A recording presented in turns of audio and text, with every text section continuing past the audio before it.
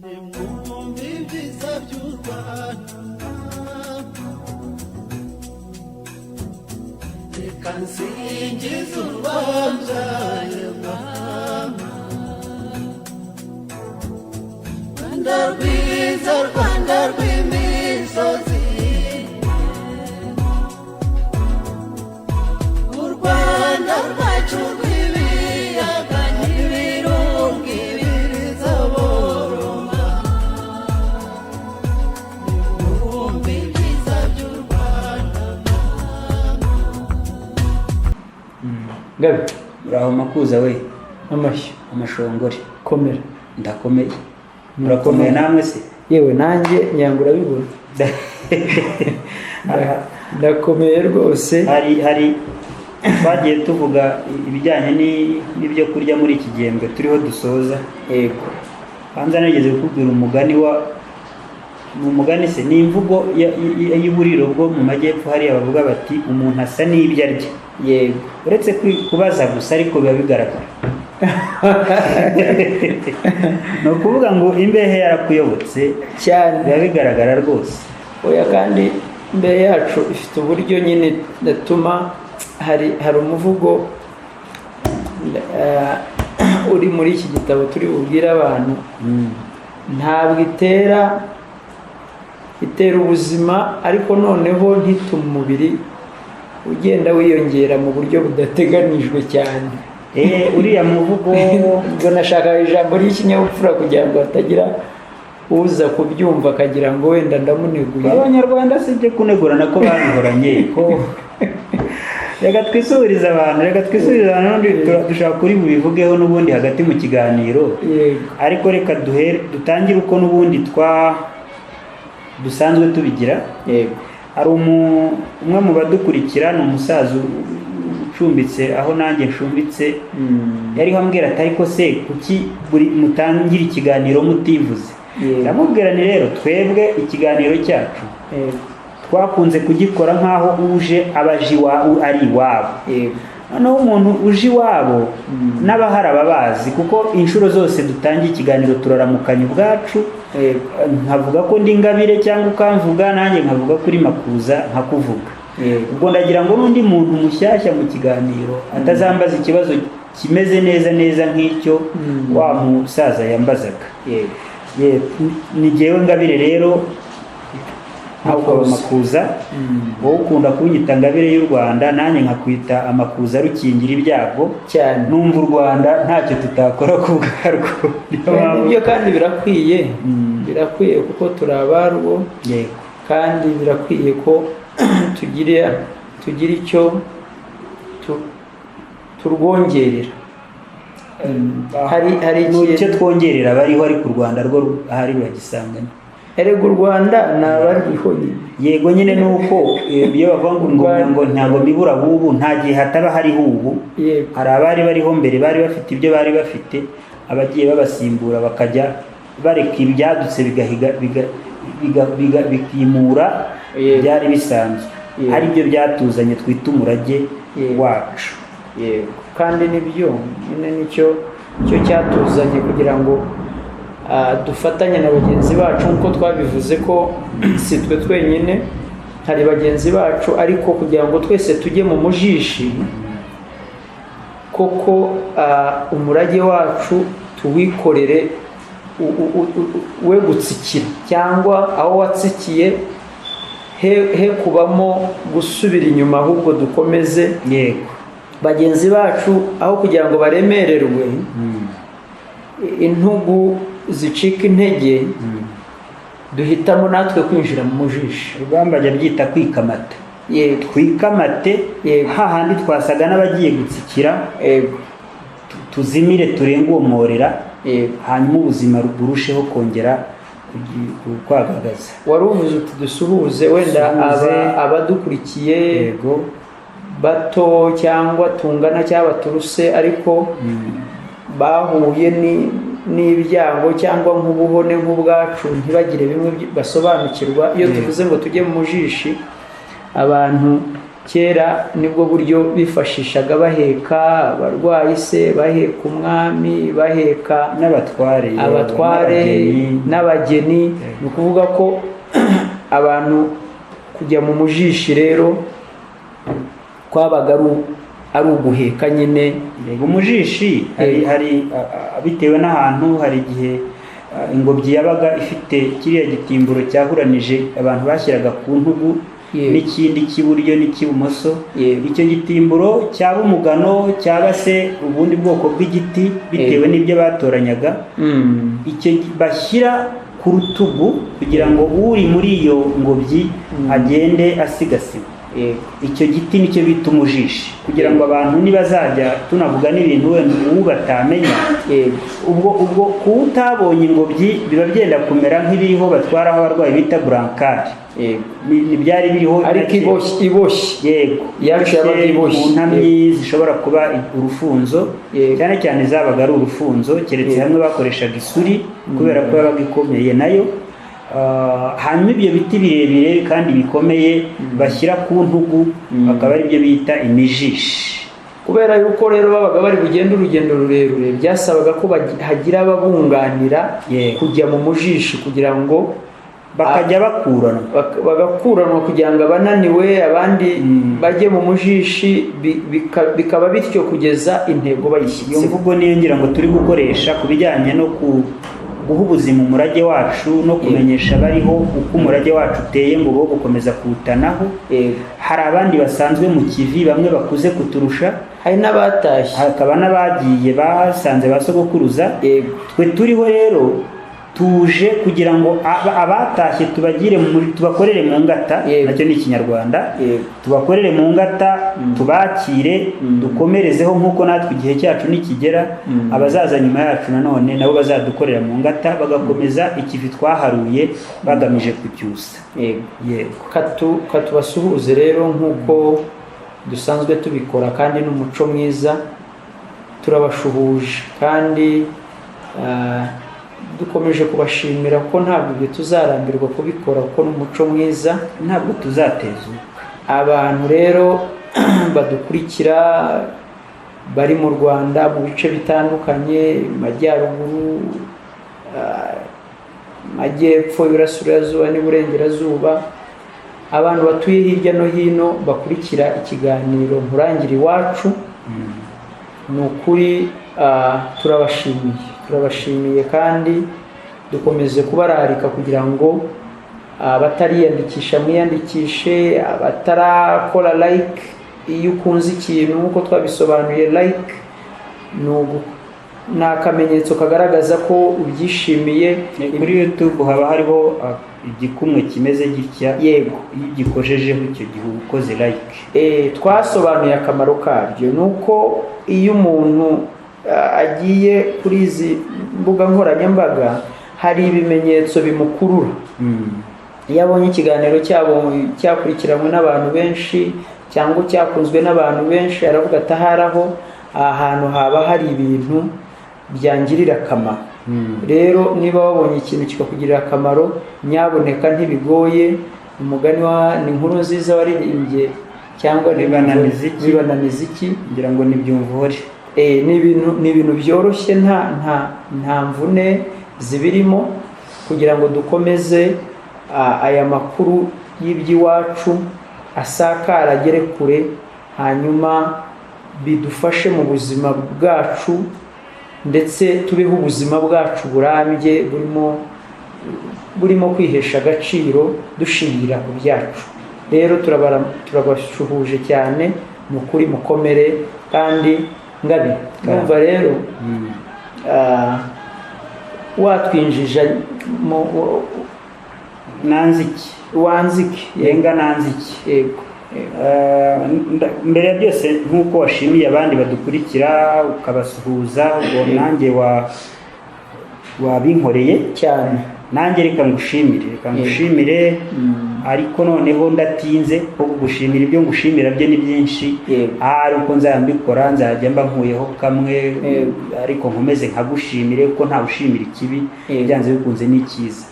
Kuba dufatanya mu kiganiro tukavuga ururimi rwumvikana tukumvikana, ntabwo twabasha kugira icyo tugeraho tutumvikana mu rurimi.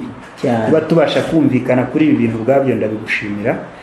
Hanyuma reka nkomeze rero nanzike nk'uko twari tumaze kubivuga. Tugeze ku musozo w'igihembwe cyacu cya kabiri, kibwira abantu ibyerekeye umurage wacu, gakondo yacu. Bwa mbere ikiganiro cy'igihembwe cya mbere ahanini cyashingiraga ku murimo mu bice byacyo 4 byabaye mu gihembwe cya mbere. Hanyuma igihembwe cya kabiri cyererezaga ibijyanye n'ubuzima ku mbehe gakondo. Nicyo kintu igihembwe cya kabiri cyari kigamije, kugira ngo abantu barebe ibyacu byashyizwe munsi y'ikigunira bigasa n'ibyibagiranye ku meza ku mbehe, bongere babitekerezeho. Twereka abantu byaba ari ibikoresho byakoreshwaga mu kurya byacu n'ibyo twafashe nk'imbehe mu buryo bw'ishushanyamvugo, n'ibyabaga biriho twashyize ahagaragara ahirengeye ibyo kurya byahoze ari gakondo, bishobora kuba bikiriho n'ubu ndetse n'ibishobora kuboneka turabiranga. Turarikira abantu kurorera gukomeza kubyita ibiraho gusa. Imbuto zacu zo kuba izo mu ishyamba bazigarure zijye ku mbehe ziribwe, kuko iyo twitegereje ba sogokuruza dusanga bari bafite ubuzima butsibaze kurusha ubwo abariho ubu ngubu. Uyu munsi rero ni ikiganiro gisoza igihembwe cya kabiri nk'uko twabivugaga. By'umwihariko rero nk'uko twari twabibasezeranije, twari twababwiye yuko mu kiganiro gisoza tuzabaganirira muri make, ntabwo biri bitinda cyane, uburyo bw'imitegurire y'ibyo kurya gakondo bimwe na bimwe biriho, ko ntabwo turi bubijyemo byose byaba birebire, ariko ku buryo budasanzwe. Twari twabasezeranije ko tuzakora icyo kiganiro twabonye n'inyandiko ivuga kuri ibyo bintu, kugira ngo umuntu udashobora gukurikirana ikiganiro cyangwa se akeneye ibyisumbuyeho ku byavuzwe mu kiganiro azabe ashobora kubona n'ahanditse yabyibonera. Reka nkwakire. Yego. Wenda udufasha muri aya mashusho yakurura igitabo kugira ngo kibashe kugaragara neza. Twari twarabibasezeraniye, ni igitabo cyitwa twise umurage w'ubuzima ku mbehe. Nk'uko Ngabire wari ubivuze, yego, twagiye tubivuga no mu biganiro nyine byabanje by'iki gihembwe cy'uko tutagiraga abagwingira iki gihe. Kandi cyabiteraga nuko twagiraga imbehe ikize, tukagira ibyayijyagaho biboneka ahantu hose, ntibice inzira nyinshi cyane kugira ngo umuntu bimugereho. Bigatuma umuntu akura ashobora kubona ibyo umubiri ukeneye, akabaho ubuzima bwiza. Rero kubera yuko tugamije kunagura iby'iwacu, twasanze ari ngombwa ko bijya mu nyandiko kugira ngo bitazimira. Tubyegeranye tuboneraho no gushimira ababyeyi, abavandimwe, inshuti dushimira cyane muri iki gitabo bagiye baduha amakuru atandukanye hirya no hino kugira ngo dushobore kwegeranya iyi nyandiko. Rero iki ni igitabo gihari cyanditswe ku bwanyu, kugira ngo umuntu wifuza kumenya ibyacu mu buryo bwimbitse ku mpamvu zitandukanye, ku mpamvu zitandukanye, wenda turaza kugira umwanya tubivuga. Hari ushobora kwifuza gutangira resitora yacu y'umurage, indyo gakondo, ariko akibaza ati se ubu indyo gakondo nzategura iki? Nabisimburanya nte ku buryo koko abaye ari byo byonyine ntetse se byakunda? Hari ubyibaza. hari mujya mubyumva, hari aho tujya ugasanga baravuga bati iyi ni resitora iteka kigande, bakavuga bati iyi ni resitora iteka iby'abanyatiyopiya, bati iyi ni resitora iteka iby'aba-Mexicans, iby'abashinwa. Ariko buri gihe bikadutera intimba y'uko usanga nta yihariye kandi ifite agaciro nk'ikizo zose kandi iteka indyo y'iwacu. Wenda mu gihe uri aho ngaho Makuza rero, yego, ndagira ngo wenda turabigira bigufi n'ubundi nk'uko twabivugaga, yego, ariko reka nshimire, yego, nubwo abantu baba bafite inteko imwe gusa cyangwa se ubwoko bumwe gusa bw'ibiryo gakondo, abantu bakabibamenyaho, renga ngira bo mvugage, kuko ntabwo ibi bintu twavuze ko umuntu naho yakora gato cyane ku bijyanye no kuzahura umurage, uwo muntu akwiye kubishimirwa n'abantu bakamumenya cyane, kugira ngo nuzabikenera abe yazagenda amubwira ati noneho ibyo wakoze ibi ngibi wongeraho n'iki, wongeraho n'iki, bikamera nka birya byo muri Bibiliya batufite iki ngo mpereho, kugira bibatere n'imbaraga yego zo gukomeza kujya muri uwo mujyo. Yego, kuko mu mirage wavuze hari ibihugu wavuze byo muri Afurika, kandi umurage wacu ntabwo twe tureba gusa mu ishusho nyarwanda gusa, ahubwo ku buryo bwagutse ni n'ishusho nyafurika, mu buryo bwagutse, ku buryo nituvuga n'uwo muri Afurika ntacyo biba bidutwaye. Oya, ntacyo biba bidutwaye, gusa tukazana uwacu wunganira ya mirage yose yacu, kugira ngo ibyacu bikomeze, kuko burya icyera ku muturanyi kugikoresha hano biba byoroshye, kuko ntikiva kure. Ikindi bibigize biba bifitanye isano. Ubushize nyine turi kuvuga inkomoko ya byinshi, twavuze ibitoki ko bikomoka mu Abanyoro, nibo babizanye aha. Kuba wavuga amatoke nk'ibiryo by'Abagande bitwaye iki? Ni iwacu, abo ni iwacu, harimo na benshi bakiriho bakuriyeho imyaka hafi 1/2 cy'ubuzima bwabo. Ubwo mpereye ku Baganda, ndaza kugaruka iwacu kuko amagambo yacu nayo aryoha asubiwemo. Hano ku Gisimenti hari resitora bizi tujyamo tukarya umutsima w'uburo, tukarya ibyo bitoki bikoze mu buryo bw'Abagande, yitwa Freedom Restaurant. Yego, abo bantu washaka uwo mutsima w'uburo by'umwihariko biraryoshye rwose, twebwe tujyayo kuko tuhazi. Reka tuvuge ndange n'ahandi. Yego, hano kuri CSS Remera, munsi rwose y'iyo nyubako hari indi yitwa A to Z.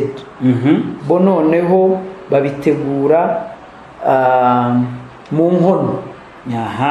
Mu nkono rwose haba harimo ibihaza, haba harimo impungure, haba harimo umutsima w'uburo, haba harimo rwose ibiryo bitandukanye byacu. A to Z, A to Z restaurant. Yego, ubo urumva bitambukijeho gatoya Freedom Restaurant, kubera ko kuri Freedom bafite ibyo bateka, ariko ibikoresho babitunganirizamo kandi nabyo twabivuzeho cyane hano, n'impamvu dukwiye kubyimakaza. N'isumbwe nanone iyo A to Z igize kuri Freedom Restaurant, wenda nabo barabikora ariko ntabwo tubizi, kuko urumva iyo barimo bashaka izo nkono, umuntu wazicuze aba abonye akazi. Noneho iyo nkono wazibumbye, noneho izo nkono zacu ziba zitari bucike kuko zagiye mu kazi, kandi ziraza gukora zisaze, hakenerwa izindi. Iyo ni ya nkorane y'umurimo twavuze ubushize cyane. Ubwo twasaba gusa A to Z nayo turasa n'abayongereraho akantu kugira ngo niyumva ari ngombwa ari byiza izabitwongerereho. Za mbehe za Gasasira twavuze ku Kacyiru cyane, nazo turazifuza ngo zunganire za nkono aho hose, aho kugira bategurire kuri ayo masahani asanzwe ava hirya mu Bushinwa n'ahandi, azomokaho irange tukarirya, ubushyuhe bukayatitura tukaburya, ibyuma bikavaho tukabirya. Yego, ahubwo bayoboke imbere byuzure. Kandi rwose nabonye abantu bamaze gushishikarira bene izi resitora, ku buryo ubona burya umuntu niyanga icyo arakibura. Yego rata, niko bigenda, niyanga icyo arakibura. Niyo mpamvu turimo dushishikariza ko ibyacu byiyongera, hanyuma nabo n'ubukangurambaga turimo n'inyigisho turimo twihereyeho tubayoboke kuko babone ko inzira bahisemo batibeshye bagagare rwose bakwire hirya no hino. Nari nkiri kuvuga urutonde ndaruvuga mu buryo buciye bugufi ntabwo njya kure cyane. Indi yo ntabwo ngira ngo ari uburiro nka resitora nk'uko twazivuze, ahubwo ni coffee shop, ni abantu bacuruza ibijyanye n'amakawa n'iki, yitwa Camellia. Ishami ryayo ryo mu mujyi bagira icyayi cy'akataraboneka cy'umuravumba, icyayi cy'umwenya, ni ibyo twebwe by'akataraboneka by'ikidasanzwe kuri twe twashimye ubwo twajyagayo mu mujyi. Nkiri mu mujyi hari umusaza Mucyo uhari rwose. Mucyo ateganye ni hafi y'aho dutunganiriza zino nyandiko zacu, hakurya umurenge wa Nyarugenge. Yego, umusaza Mucyo yiyemeje atitaye ku byo abantu bavuga, kuko abantu babona indyo zacu bakagira ngo hari umuntu ariho araragura, ubundi ariho araterekera, nubwo nta kibi kibirimo, ariko cyangwa ziraciriritse cyangwa umusaza Mucyo reka tumushimire cyane, kubera ko yibanze ku by'iwacu, abiteka we mu buryo bwihariye, mu buryo bw'iwacu. Abafite ingereko y'umwumbati, n'ibishyimbo n'ikivuguto, wayisomeza wasomera ukavuga uti Mucyo yubahwe mu Rwanda, ukumva ubuzima buraje. Abantu bazasimbukire mu mujyi kugira ngo ibyo tuvuga bitaba inkuru mbarirano. Hanyuma uwo nsorejeho mu kuranga, abo ni Muhanga, ni resitora nayo ni uburiro bwitwa Bismillah, ni y'Abisilamu. Uko ndi mu majyepfo nkabona umwanya wo kujya i Muhanga, mba nshobora kuhahagarara nkaharya umutsima w'uburo, cyangwa nkababwira bakantekera umutsima w'amasaka.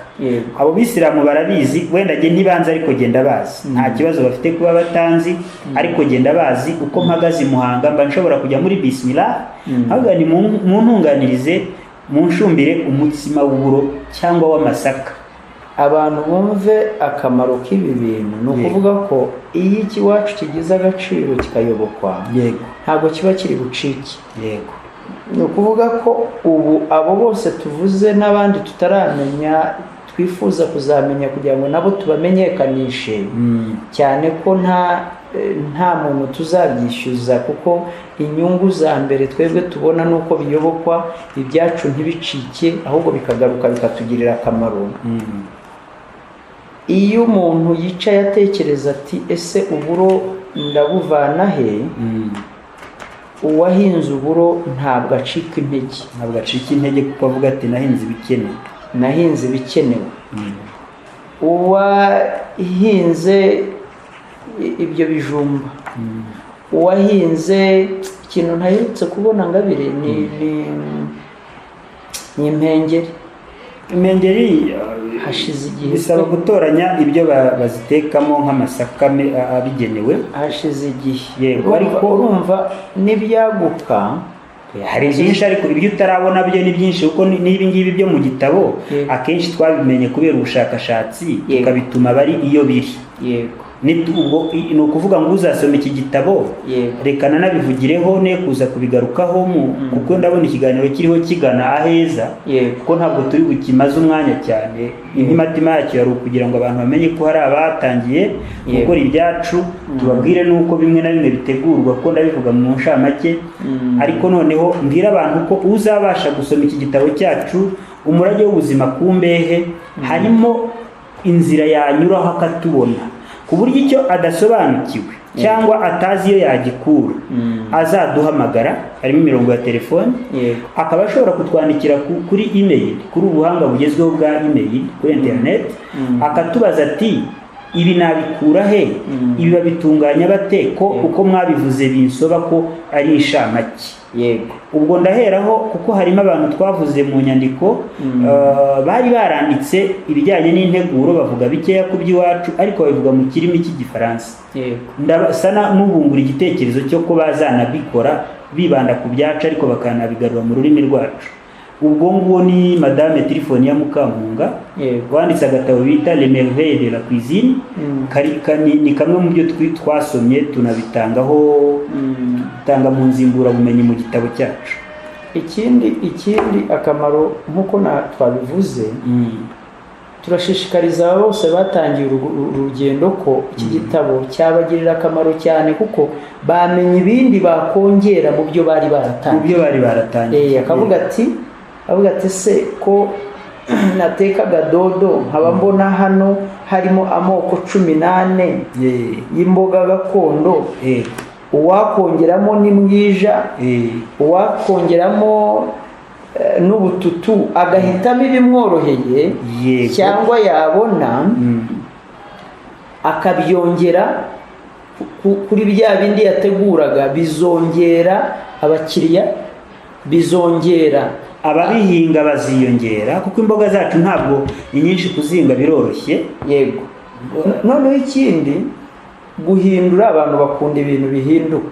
Noneho reka nkwereke amahanga yazanye ibyayo, noneho birangira tuyashatseho isoko. Tuzajyana n'ibyacu hanze cyane, tuzajyana ibyacu hanze, duseruke, umuntu aserukane isogo, aserukane isogi, aserukane intagarasoryo n'ibindi byo kurya bya hano. Cyane cyane abahanga bacu bazabona inzira z'ubushakashatsi, barebe bati basogokuruza hano baryagamo iki, kuko ntabwo isogi irura nk'uko babyibwira. Ikirura ni ukubura igitekerezo cyari kiri muri ya sogi, batekereza impamvu nta munsi mukuru w'i Rwanda yaburagamo. Ikindi, urumva hari nk'igihe umunyamahanga yaje nk'iwacu, abashaka umwiherero, akavuga ati kugira ngo nzasubire iwacu ariko narariye ikintu cy'umwimerere w'Abanyarwanda, nzagikura he? Rero ibi byose bifite umumaro mu buryo bwagutse, umumaro mu buryo bwo kuba twebwe tukihesha agaciro, umumaro wo kuzamura iby'iwacu kugira ngo bidufashe kugira indyo ikwiye yuzuye turamire, kuko nibyo kurya bibarizwa hose. Icya kabiri, icya gatatu nako gutuma ibyacu bitazimira. Hari umumaro w'uburyo bwinshi, harimo kongeramo nyine n'akazi. Noneho mu gusoza ikiganiro makubuzura nyangana nkoresheje ijambo, ndagira ngo use nk'uvuga muri make uburyo integuro zikorwa ku bijyanye n'ibyo kurya bimwe na bimwe. Ntabwo ari byose, kubera ko abandi bazabitubaza, yabaho ku mbuga za buri wese, yabaho cyangwa kuri Facebook, yaba kuri YouTube, kuri Nkurangire Iwacu, yaba twiteguye kubasubiza. Umutwe ujyanye ibinyampeke nyamwinshi, byaba amasaka, byaba uburo, byacumbwagamo imitsima, cyangwa kuvuga cyangwa gucumba, biterwa n'uko abantu bavuga. Ayo masaka, ubwo buro bwacumbwagamo umutsima, ukaba umutsima w'ubuzima, igihugu kikawurambirizaho, abantu bakagira ubuzima butazima. Hanyuma havagamo ibyo kunywa nk'igikoma, umusururu, umutsama. Ibyo byose uko byategurwaga ni mu buryo ibyinshi ibiriho bitegurwa nk'ibikoma n'ubu babitegura. Igikoma cy'ibigori, igikoma cya soya, n'ubundi niko babitegura. Zaba inzoga bagashyiramo umusemburo, n'ibindi bitandukanye. Ibindi binyamisogo nk'ibishyimbo n'amashaza bishobora gutekwa byumye, nta kundi ni ukubishyira mu nkono bagateka bigashya, bakabicanira bigashya, hanyuma byamara gushya bakabiminina, amaminino agakoreshwa ibindi by'amasupu, cyangwa bakayatekesha ibindi nk'ibinyabijumba. Ibyo byo aranabizi, kuko nk'ibishyimbo ntibyacitse, birahari n'ubu. Ibyo ntibigoye. N'izo nkori rero niko bigenda, n'iyo mikunde niko bigenda, nta kigoye kirimo. Barangiza ikintu wenda ndibuse n'abahuguriraho abantu, hambere abantu bafataga amaminwa y'ibishyimbo, ayo maminwa bakayaha abana b'ihene. Ntibibaze impamvu umwana w'ihene ashobora kubyibushywa n'amaminwa, ngo noneho babe badafite ihene boye kuyamena, bayakoresha ubwabo. Amaminwa ntabwo ari ikintu cyo kumena, kuko ni isupu y'ibishyimbo, ndetse hashobora kubamo intungamubiri nyinshi kurusha ibishyimbo, kuko ibishyimbo biba byakamutse, ibyari bibirimo bikajya muri ya mazi.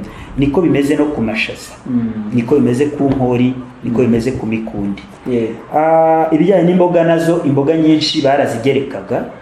Abanyarwanda bafataga ibishyimbo bakafata amaminwa yabyo bakaba ariyo batekesha imboga, bagashyiramo ibishyimbo, hanyuma bakabona uko babikoza ubundi burisho buhari nk'umutsima. Ubwo ni ukuvuga igihe barishije ibishyimbo n'umutsima byitwa umubaga, abantu bakwiye kujya babimenya, byitwa umubaga.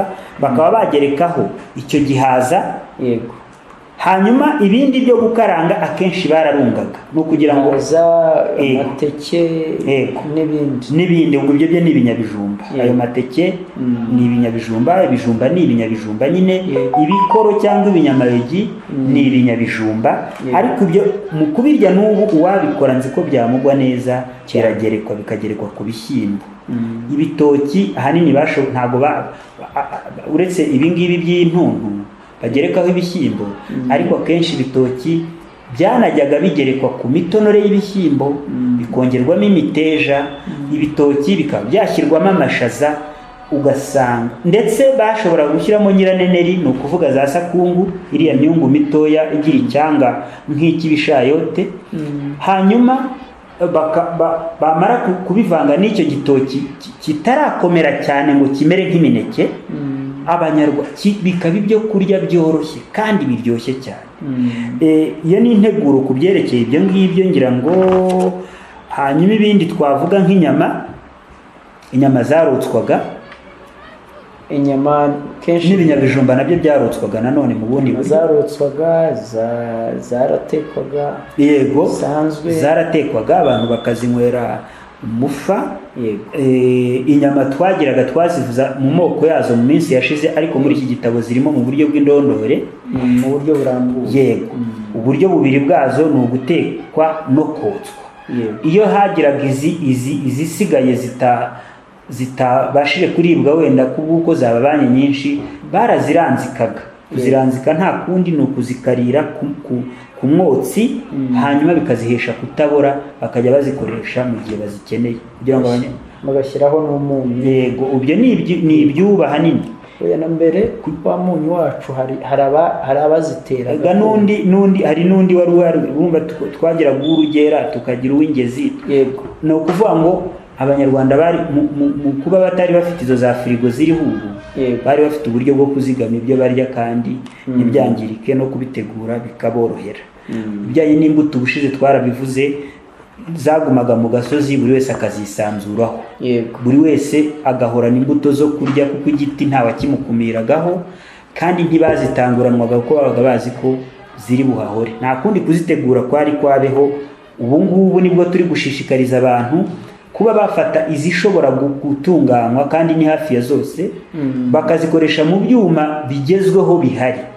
Kuko ntabwo ari ukuvuga ngo ibyavuye hanze bidufasha bijugunywe, oya, ahubwo bagafata ibyo dufite byacu bakabitunganya nk'uko batunganyaga iz'ahandi, bakabigerageza bakareba ko hatavamo niba ari umutobe bashakaga cyangwa ibindi bintu byo kuzigama bishobora gupfunyikwa mu bikoresho bikajya bikoreshwa mu buryo bwa buri munsi.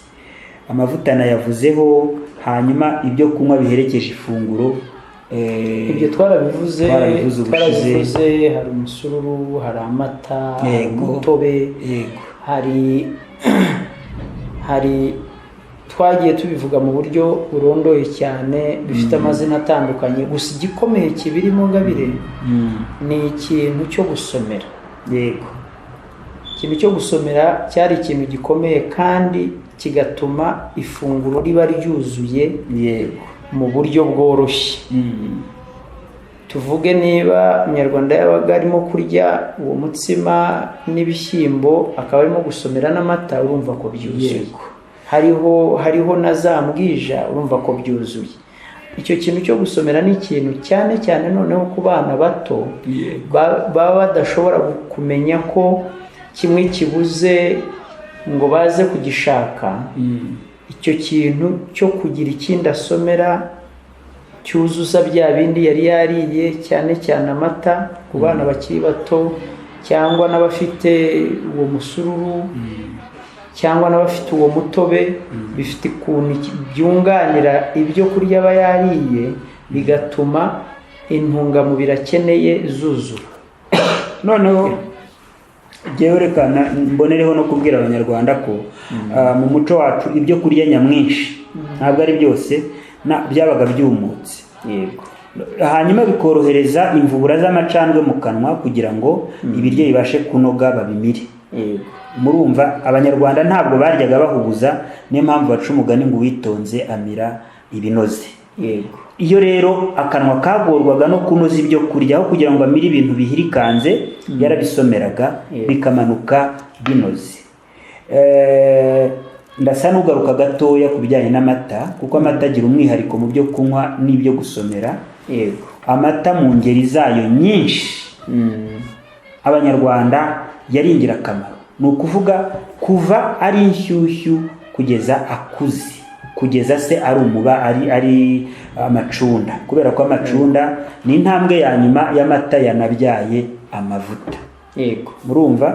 Hanyuma hari abantu benshi bakwirakwiza imvugo y'uko ikivuguto ngo ari amata apfuye. Ni ikosa, ntabwo ari byo. ntabwo ari byo byose. Ayo mata iyo ni imyumvire, ahubwo ni ubwenge buke, ndetse kuko ahubwo abanabize babizi ni amata ahubwo aba yoroheje kurusha n'inshyushyu, kubera yuko aba ari intambwe ya kabiri amata yateye. ababivuga bamenya ko yabaye yapfuye, nta mavuta twavanamo. yego kandi amata yacu acundwa, ni ukuvuga avanwamo amavuta ari ikivuguto. yego Noneho kugira ngo bumve amata uko amera, ni uko n'avuyemo ya nyuma y'amacunda yamaze gukurwamo amasoro y'amavuta agashyirwa ku ruhande bakayasobanuramo.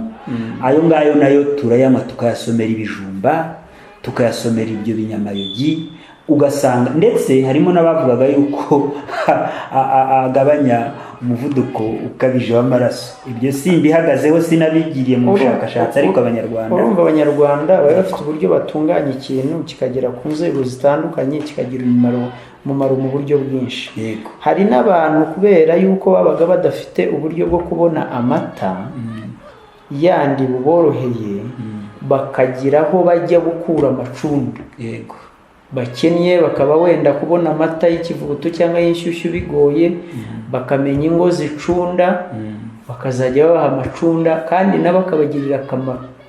Hanyuma amakunda ashaka kugira ngo nze kugira aho nanzurira, nawe wenda uraba uri kuhagana. yego Hari ikintu tutatinzeho ngira ngo nsorezeho, itabi. Mu muco nyarwanda habagamo kunywa itabi mbere hose, ntabwo ryazanywe n'abazungu, ku buryo no mu bukwe kimwe mu bintu bahaga abantu nk'akanozangendo, itabi bararibahaga. Reka mvuge gato cyane ku muco w'abanyarwanda wo kunywa itabi. Ntabwo umuntu yanywaga itabi aryitumurira mu maso. Ibintu byo gutekera itabi mu mashashi, mu mpapuro no mu mashara ni ibitindi. Abantu banywaga itabi umwotsi ugatumukira kure, kuko bakoreshaga inkono z'itabi. Ngira ngo muri cya gitabo cyacu cya mbere, umurage usumba iyindi, itabi, inkono z'itabi zirimo mu ngeri zazo zitandukanye. Abanyarwanda ntabwo bamiraga ibijyanye n'itabi ngo babimire mu nda, kandi abantu baryaga ubugoro kubw'impamvu zabo, ndetse no ku bijyanye n'umuhango wo kubandwa barabizi ko itabi ryitwa kayobanzara. Abantu banywaga itabi nk'umuco, ariko bakoresheje inkono y'itabi. Nkabasaba abanyarwanda ko batekereza cyane, umuntu ntajya mu itabi yitumuriraho umwotsi, kuko urabona isegereti rigera nkaha, ugatumura umwotsi ugaruka. Ariko umunyarwanda yanywaga inkono y'itabi yabaga ari ndende, urujigo, agatekerera itabaha umwotsi ubyakira hariya n'umwotsi ugenda. Ibindi simvuga ko ari ryiza, sinavuga ko ari ribi, kuko ibyo bifite abo bireba abandi, ariko nibagenzura gakondo yacu bazasanga inoze kurusha ibintu bahihimira birukamo uyu munsi, kandi iteguye neza. Abakurambere bari barayitondetse ku buryo ngiramumaro. Ngewe icyo navuga rero nsoza, ngabire nk'uko wabinsabye, ngewe ni uguhamagarira abadukurikiye kugira ngo umuntu wese ufite uburyo bwo kugira ikintu ahinga, cyangwa umuntu wese ufite aho ahuriye no gushishikariza abantu ubuhinzi n'ubworozi, nyabuna dushishikarire kugarura ibyacu kugira ngo bitazima. Bahagarikira aho kwiyanga. Niba ufite aho uhinga ukabona hari imboga gakondo zirimo zimeza munsi y'urugo cyangwa ahantu mu ishyamba zirwana no kutazimira, kuko bene zo biyanze. Nyamuneka shaka uburyo uzihembera, uzagurire aho ziyongera. Umuntu ufite ishyamba ukabona harimo igiti cy'imbuto cyangwa n'ikindi gakondo, sigaho wigiteme, wicyangiza, ahubwo kibungabunge, cyaguke, aho ushake n'uburyo ubyongera. Muntu ufite wenda niyo yaba ari ihene cyangwa inka zacu, inyambo n'inkuku, nibyo gutera imbere ni byiza, kuzihindura ni byiza, ariko shaka uburyo zitazima. Zigira ikintu zivuga burya uretse ibyo kurya gusa. Gira ku buryo zitazima. Shaka uburyo zisigasira ariko ze kuzimira, kuko tutazagera ubwo twicuza zarazimiye, zaracitse. Rero ngewe icyo nasohoreza Gahongabire ni icyo, ni ukuvuga ko abasomyi igitabo ngiki mu cyumweru gitaha kizaba gishobora kuboneka muri Caritas, Librairie Caritas, mu Kirezi n'ahubwo no mu Kirezi n'ahandi, ariko cyane cyane muri Caritas. Bashobora no kuduhamagara nyine nk'uko bisanzwe tukagezaho. Yego, ushobora kuduhamagara tukakibaha. Nanabamara impungenge ku by'igiciro, twebwe ibitabo kubw'uko dushaka gutuma abanyarwanda bahugukira ibyacu, kiba kiri ku giciro cyoroheye buri wese, yaba iki cy'umurage w'ubuzima ku mbehe, yaba icya kindi cyabanje cy'umurage usumba iyindi, kandi turabasezeranya ko n'ibindi bizakurikiraho cyane. Igiciro cyabyo kizaba ari igiciro uwakumva kunze iby'iwacu wese yabasha rwose. Ubwo ngewe wari uguhamagarira umuntu wese ufite aho ahuriye n'ibyacu ndetse n'undi wese ko twikunda, ibyacu ntibizimire, ahubwo bikaza bikiyongera mu bindi byose bisanzwe, kuko ni inyungu, nta gihombo kirimo. Rugamba niwe uvuga ati mu by'ahandi ujya utora ibyiza, ibifutamye ujugunye, ariko umuco wo ukaruta cyane. Ngaretse nkagushimira. Murakoze Ngabe. Murakoze cyane Makuza we.